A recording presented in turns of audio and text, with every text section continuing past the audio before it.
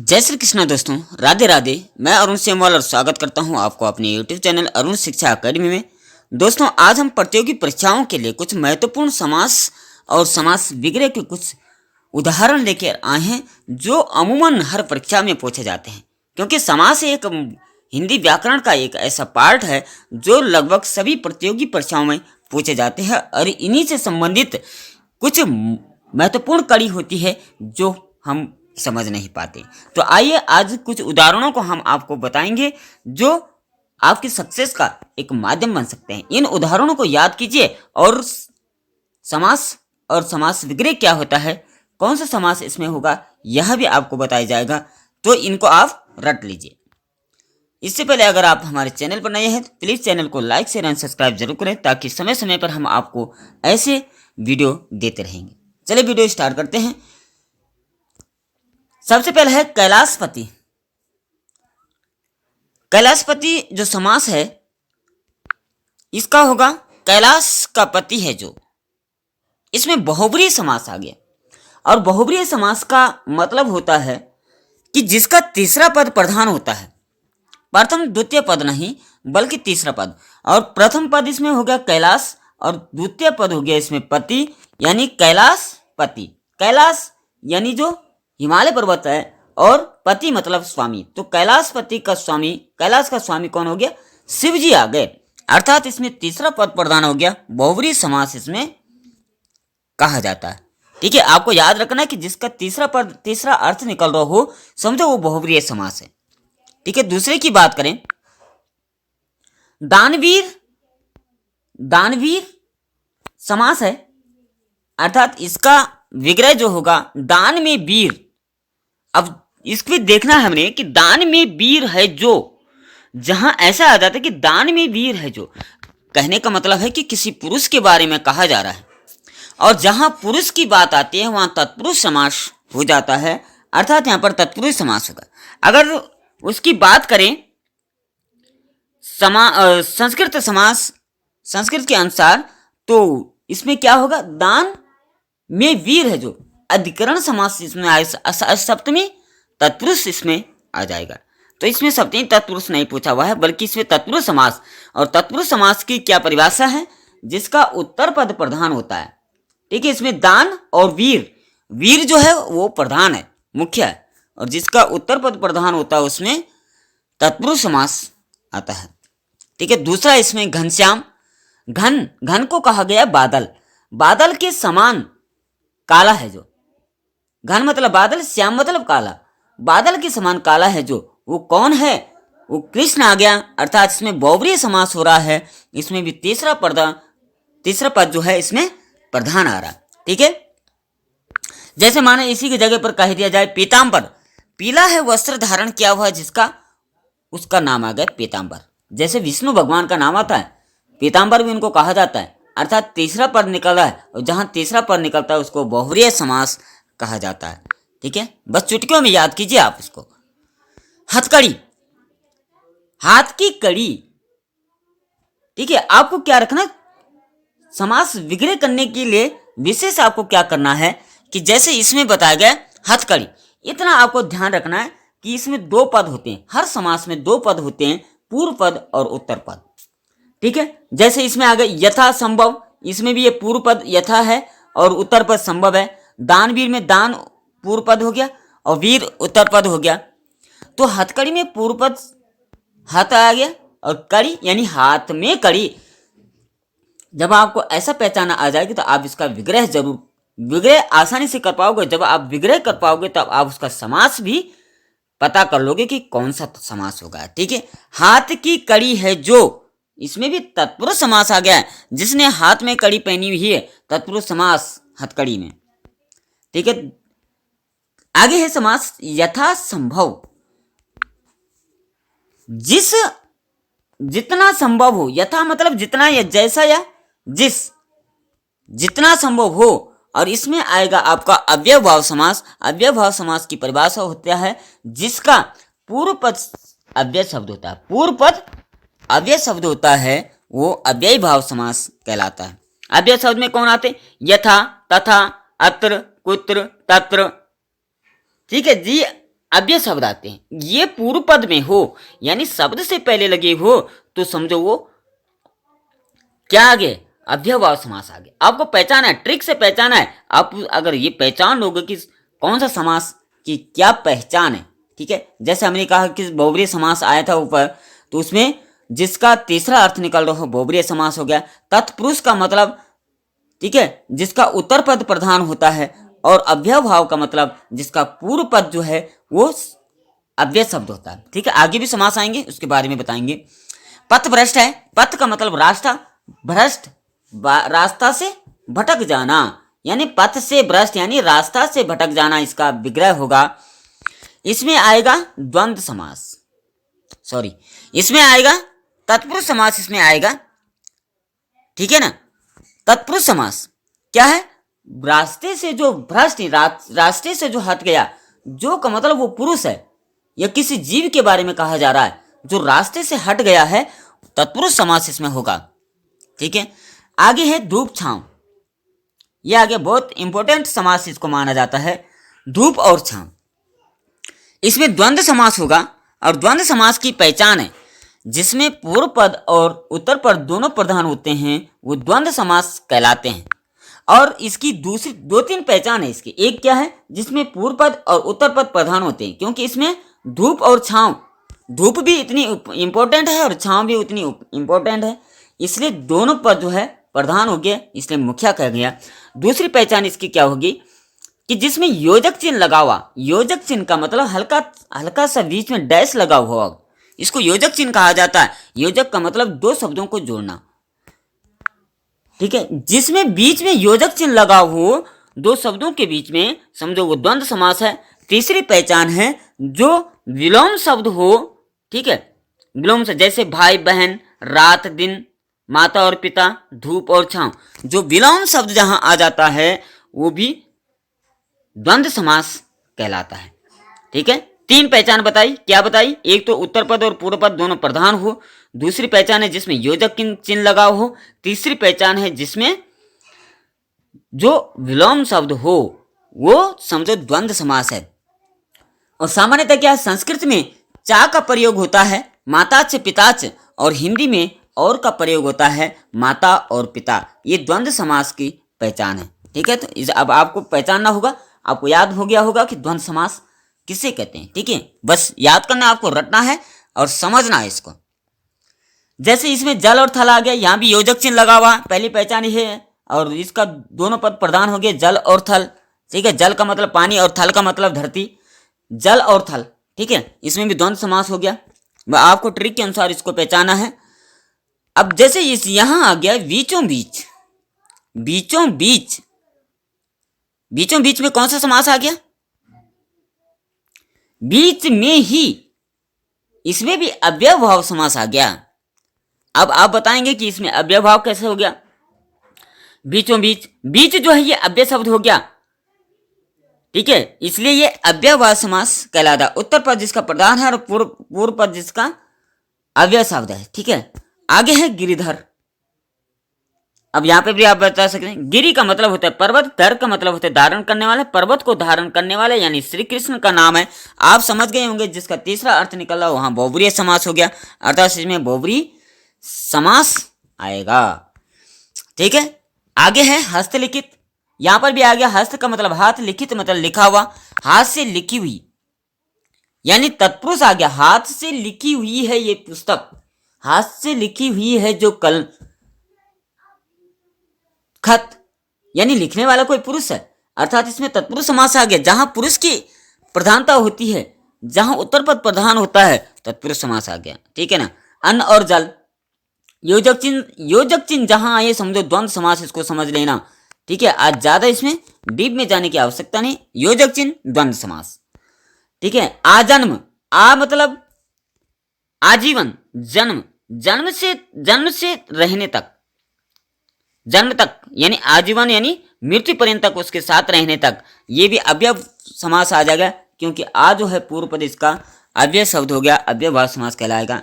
आगे दिया है लंबोदर, लंबा है उदर जिसका, यानी लंबा है पेट जिसका, ये गणेश भगवान जी के लिए कहा गया है। यहाँ पर सीधे समझ जाना है कि बहुब्रीहि समास के बारे में कहा गया। ठीक है। अच्छा और बुरा, यहाँ पर भी आपने समझ लिया होगा, योजक चिन्ह लगा हुआ बीच में, अच्छा और बुरा जहां और बीच में आ जाता है द्वंद्व समास कहलाता है। इसको टिक कर देना आपने, द्वंद्व समास। ग्राम पंचायत, गांव की पंचायत, इसमें तत्पुरुष समास आ गया। गांव की पंचायत है जो, तो पंचायत किसके लिए होगी? पंचायत तो मनुष्यों के लिए होगी, और मनुष्य जहां आ जाता है वह अव्ययभाव समास कहलाता है, अर्थात इसमें अव्ययभाव समास होगा। ठीक है। प्रतिदिन, एक दिन, तो यहां पर भी आप उन्हें सीधे लगाना है। प्रतिदिन, यहां पर भी क्या है? योजक चिन्ह है, भले ही क्या है बीच में चिन्ह नहीं आ रहा, लेकिन कई बार ये साइलेंट होता है, और ये प्रतिदिन, एक दिन, यहां पर भी द्वंद्व समास इसको कहा जाएगा। ठीक है ना। एक और एक दिन, ऊंच नीच, ऊंच और नीच,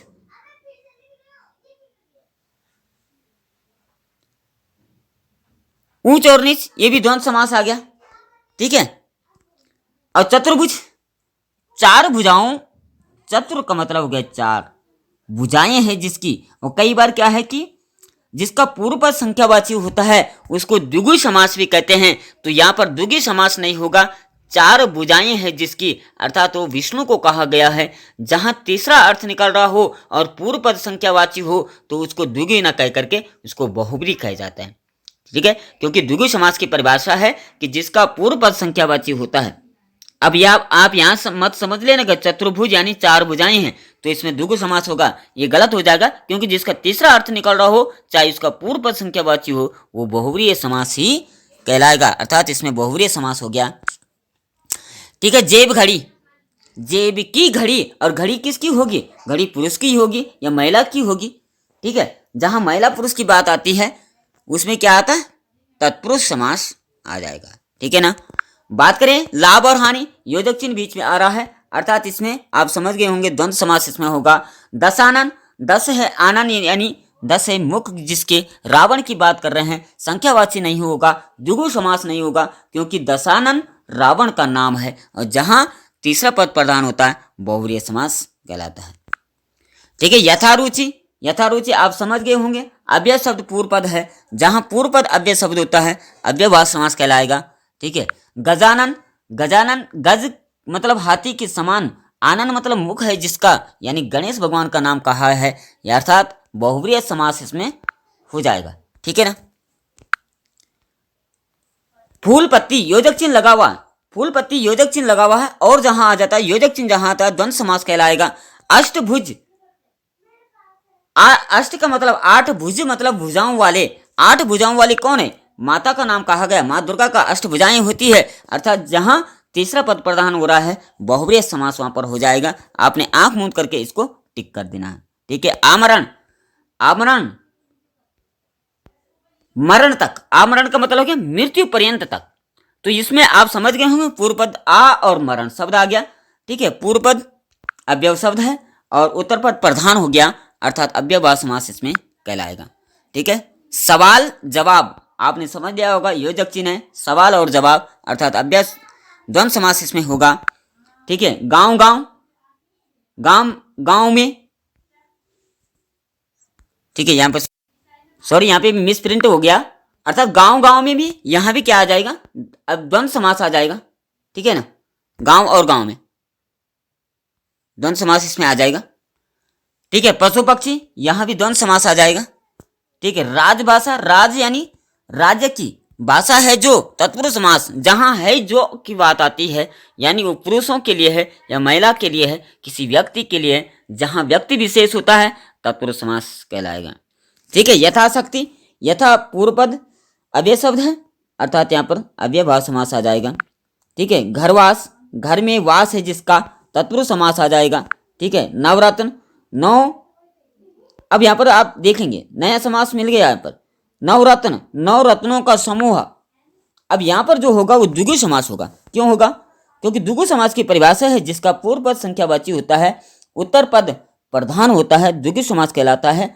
लेकिन यहाँ ऊपर भी बात आई थी, जैसे दशानन की बात आई थी, तो दशानन में तीसरा पद निकल रहा है, जिसका संख्यावाची होते हुए तीसरा पद निकले, वहां पर बहुव्रीहि समास होगा। लेकिन जहां पूर्व पद संख्यावाची है और उसका एक ही अर्थ निकल रहा है, अर्थात नवरत्नों का समूह नवरत्न कहा जाता है, नवग्रहों का समूह नवग्रह कहा जाता है, यानी जहां पूर्व पद संख्यावाची हो और उसका एक ही अर्थ निकल रहा हो, द्विगु समास कहलाता है। ठीक है, ये समासों की परिभाषा हम आपको तो आगे भी बहुत सारे हैं। इससे पहले अगर आप हमारे चैनल पर नए हैं, प्लीज़ चैनल को सब्सक्राइब जरूर कीजिए और कमेंट में जय श्री कृष्ण अवश्य लिखें, ताकि हम आपके लिए ऐसे नए नए हिंदी व्याकरण से संबंधित महत्वपूर्ण तथ्य लेकर आते हैं। आगे बढ़े, चतुरानन। 4 आनन है जिसके, आनन का मतलब मुख ब्रह्मा जी के कहे गए हैं, यानी बहुव्रीहि समास इसमें हो जाएगा।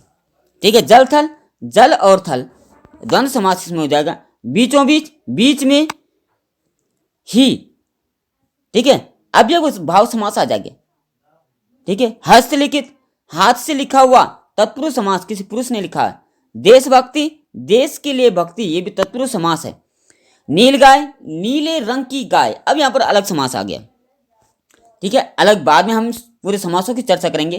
ट्रिक आपको बताएंगे कि समास पहचानने की ट्रिक क्या है। जैसे यहाँ पर नया समास आया, नील गाय, नीली है जो गाय, यानी नीले नीले रंग की जो गाय है वो नील गाय कहलाती है। कर्मधारय समास इसमें हो जाएगा। अब कर्मधारय समास क्या है? कर्मधारय समास की पहचान होती है जिसमें विशेष्य और विशेषण होता है।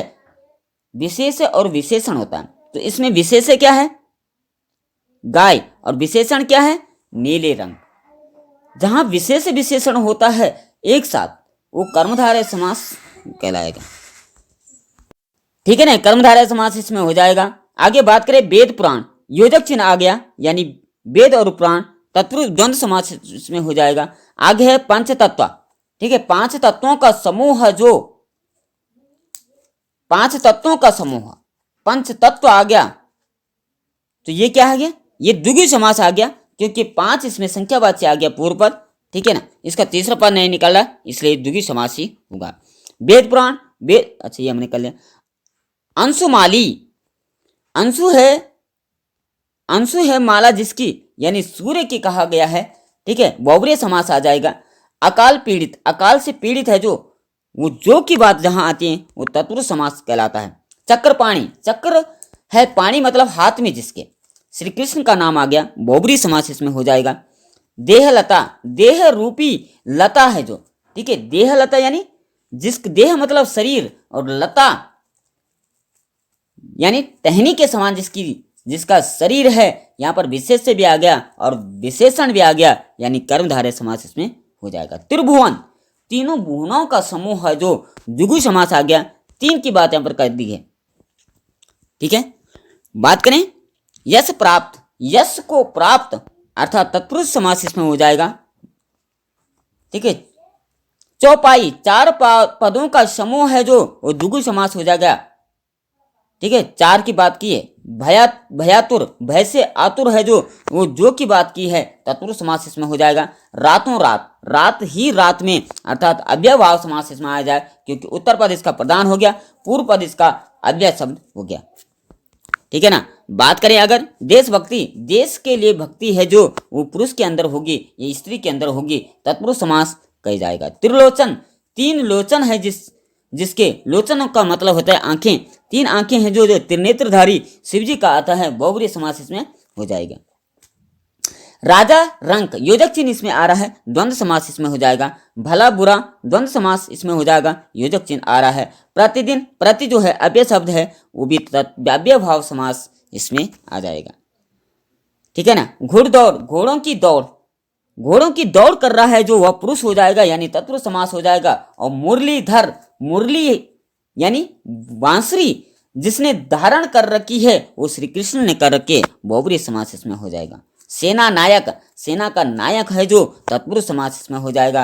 रुपया पैसा, योजक चिन्ह आ रहा है, रुपया और पैसा द्वंद्व समास इसमें हो जाएगा।